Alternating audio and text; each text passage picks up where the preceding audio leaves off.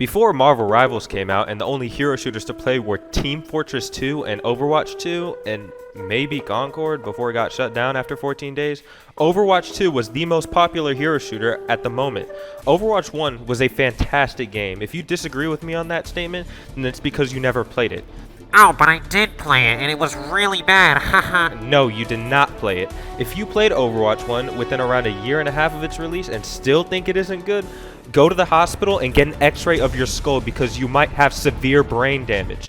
Overwatch 2, on the other hand, is one of the absolute worst excuses for a sequel ever released.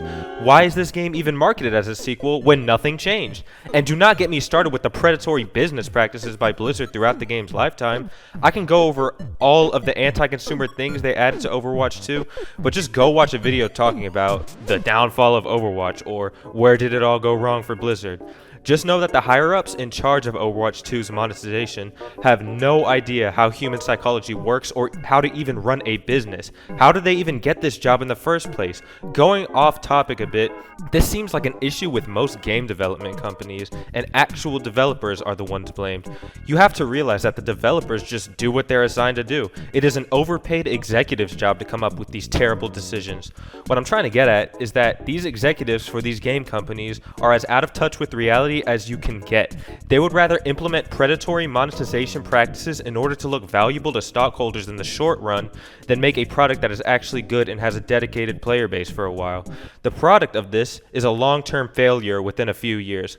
Back to the topic of Overwatch 2's monetization issues, not only was the consumer getting fucked in the ass, but it was straight up unfair. A lot of people were already hating on it, but as for me, I was willing to see how the PvE turned out and not judge too much.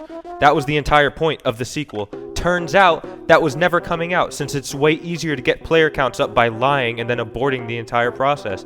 Overwatch 2 successfully made it to where the good name of Overwatch was forever tarnished in every possible way. When Marvel Rivals was announced, I was not excited at all. For one, the game looks incredibly unpolished. I was not interested in playing a game that looked like it could be remade in Roblox. I eventually did give it a try once just to see what it was like. I plan to uninstall it immediately after, but the game was actually pretty fun. After a few years of having to swallow shit from Blizzard, this game seemed like a breath of fresh air. First, the characters. We all love Marvel characters, but even if you have no interest prior, it is still fun to pick your favorite character and get into their story through YouTube videos or maybe even reading the comics. Marvel Rivals has the advantage of a roster of characters that people already like. Secondly, the game is oddly reminiscent of Overwatch 1. Let me be clear, it is nowhere near as fun as it was, but it's a nice reminder of how things used to be. 6v6 is reintroduced, which was already an amazing decision. Overwatch 2 thought making it 5v5 would make it to where people wanted to play tank, but I couldn't even get into a game unless I was queued up as tank.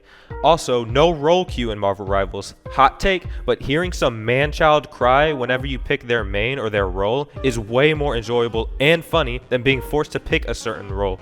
No role queue also makes it to where you can queue up and actually get into a fucking game. So, main takeaways, Overwatch 1 is better than Marvel Rivals, but Marvel Rivals brutalizes Overwatch 2 in every conceivable way.